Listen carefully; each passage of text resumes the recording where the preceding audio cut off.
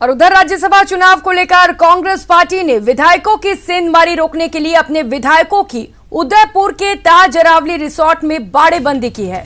अब तक 8 मंत्रियों सहित 66 विधायक ताज अरावली रिसोर्ट में पहुंच चुके हैं। उदयपुर की होटल ताज अरावली में हो रही कांग्रेस पार्टी के विधायकों की बाड़ेबंदी में गुरुवार देर रात करीब 2 बजे एक बस से कांग्रेस के विधायक उदयपुर पहुंचे, तो वहीं शुक्रवार सुबह मंत्री डॉक्टर बीडी कल्ला और परसादी लाल मीणा भी उदयपुर पहुंचे। विधायकों की बाड़ेबंदी को लेकर ताज अरावली रिसोर्ट को पूरी तरह से पुलिस छावनी में तब्दील कर दिया गया है। रिसोर्ट के आसपास के इलाके में 3 स्तरीय सुरक्षा चक्र भी तैयार किया गया है, जहां पर पुलिस के आला अधिकारियों के साथ साथ बड़ी संख्या में जवानों की भी तैनाती की गई है। मुख्य मार्ग पर ही पूरी तरह से चेकिंग करने के बाद ही पुलिस के जवान रिसोर्ट वाले रोड पर किसी को जाने दे रहे हैं। तो कांग्रेस की ओर से बाड़ेबंदी कर ली गई है। कांग्रेस को पहले से ही डर था कि बीजेपी विधायकों की सेंधमारी करेगी और इसी को देखते हुए उदयपुर के ताज अरावली रिसोर्ट में बाड़ेबंदी की गई है। 66 विधायक को यहां पर रोका गया है। इसके साथ ही कांग्रेस के कई बड़े मंत्री भी यहां पर मौजूद हैं। तो बताया जा रहा है कि विधायकों की बाड़ेबंदी गुरुवार देर रात करीब 2 बजे ही कर ली गई थी, जब कांग्रेस के विधायक उदयपुर पहुंचे। बस से ये सभी विधायक उदयपुर पहुंचे थे और ये तस्वीरें भी आपको दिखा रहे उस दौरान की जब 66 विधायक उदयपुर पहुंचे।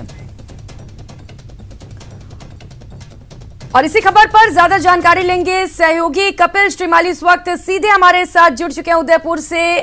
कपिल, बाड़ेबंदी कर दी गई है कांग्रेस की ओर से, क्या कुछ ताजा अपडेट है? इसे लेकर कौन कौन से मंत्री इस वक्त होटल के अंदर मौजूद हैं और सुरक्षा को लेकर क्या कुछ व्यवस्थाएं की गई हैं, बताइए जरा। जी बिल्कुल, देखिए ताज अरावली रिजॉर्ट में कांग्रेस की बाड़ाबंदी चल रही है। ये वही रिजॉर्ट है जहां पर कुछ समय पूर्व कांग्रेस एआईसीसी ने यहां पर चिंतन शिविर किया था और आज ये कांग्रेस की जो बाड़ाबंदी है इसी रिसोर्ट में चल रही है। अगर हम यहां आने वाले लोगों के नाम की अगर बात करेंगे तो आप देखिए कि मुख्य रूप से देखिए बीडी कल्ला, गंगा देवी, कृष्णा पुनिया, ममता भूपेश, प्रीति शक्तावत, शकुंतला रावत, सुखराम विश्नोई, भंवर सिंह भाटी, हरीश मीणा, गणेश गोगरा, प्रशांत बेरवा, इंदिरा गुजर, राकेश पारिक, अर्जुन बामनिया, राजेंद्र पारिक जैसे कई नाम है जो कि इस समय रिजॉर्ट के अंदर पहुंचे हैं। कुल 8 मंत्रियों से 66 लोग विधायक बताए जा रहे हैं, जो कि कल रात को जो विधायक यहाँ पर पहुंचे थे उसमें टोटल 66 विधायक थे, जिसमें 8 मंत्री भी शामिल थे। 2 मंत्री सुबह पहुंचे, बीडी कल्ला सुबह इस रिसोर्ट में पहुंचे और बताया जा रहा है कि सचिन पायलट तकरीबन 2:55 पर रूटीन फ्लाइट से जयपुर से उदयपुर एयरपोर्ट पर पहुंचेंगे और वहां से ताज अरावली रिसोर्ट आएंगे। दूसरी ओर मुख्यमंत्री अशोक गहलोत के भी उदयपुर आने की पूरी संभावनाएं बनने लगी है। इसको लेकर प्रशासन ने पूरी मुस्तैदी के साथ अपनी तैयारी शुरू कर दी है।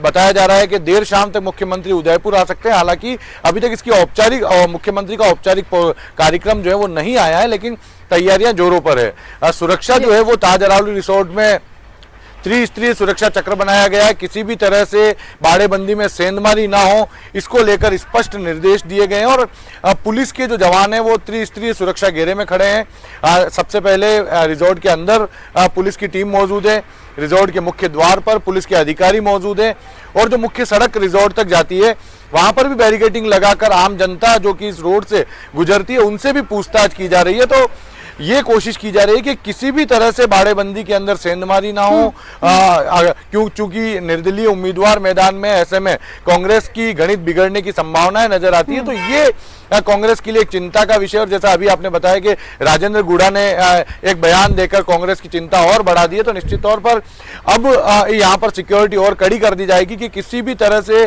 परिंदा भी रिजॉर्ट के अंदर पर ना मार सके, विधायकों से किसी भी नेता का संपर्क ना हो सके, इसकी कोशिश यहाँ पर की जा रही है। जी और बिल्कुल कपिल, और जिस तरीके से बीजेपी बार बार ये कह रही थी कि कांग्रेस के कई विधायक बीजेपी के टच में हैं, तो बाड़ेबंदी करके जो बीजेपी की जोड़ तोड़ की राजनीति थी उस पर फिलहाल विराम लगा दिया गया है और बीजेपी के लिए मुश्किलें भी बढ़ गई हैं।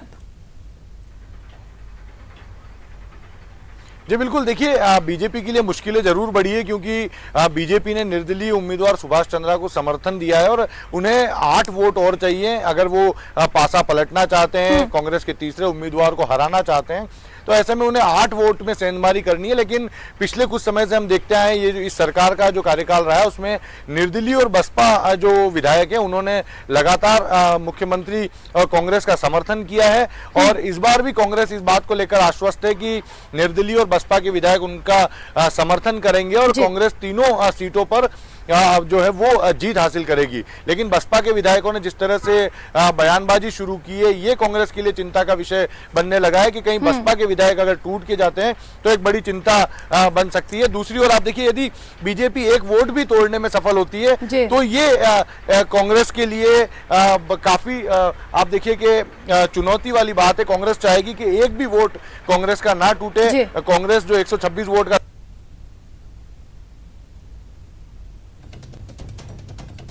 करे और यदि 8 वोट में सेंधमारी करने में सफलता मिलती है तो कांग्रेस के तीसरे उम्मीदवार को हराने में जो है वो सफलता मिल सकेगी।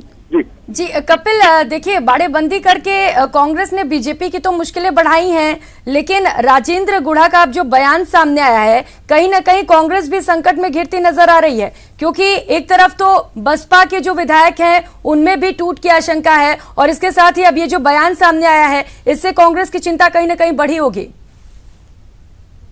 देखिए जो राजेंद्र गुढ़ा का बयान आया वो निश्चित तौर पर कांग्रेस की चिंता बढ़ाता है, क्योंकि राजेंद्र गुढ़ा ने जिस तरह से मुख्यमंत्री को लेकर कहा है कि वो बातें कर रहे हैं लेकिन उनके काम नहीं हो रहे हैं, अजय माकन द्वारा जो वायदे किए गए थे वे पूरे नहीं किए जा रहे हैं। तो राज्यसभा चुनाव के ठीक पहले इस तरह की नाराजगी सामने आना कांग्रेस की चिंता बढ़ाता है। और आप देखिए कि यदि ये नाराजगी दूर नहीं होती है और बसपा के विधायक कांग्रेस से छिटक कर दूसरे पाले में जाते हैं तो ये एक बड़ा नुकसान कांग्रेस को होता है यहाँ पर नजर आ रहा है। और इस पूरे ये जो बिखराव है इसको समेटना कांग्रेस के लिए बेहद जरूरी है। यदि वो इसे समेटने में सफल नहीं होती है तो कांग्रेस को अपना तीसरा उम्मीदवार जिताने में काफी मुश्किल आ सकती है। जी बिल्कुल कपिल, बहुत जरूरी हो जाता है इस वक्त कांग्रेस के लिए कि सभी विधायकों को अपने पास ही बचा के रखे अगर राज्यसभा चुनाव में जीत हासिल करनी है। बहुत शुक्रिया आपका कपिल तमाम जानकारियों के लिए।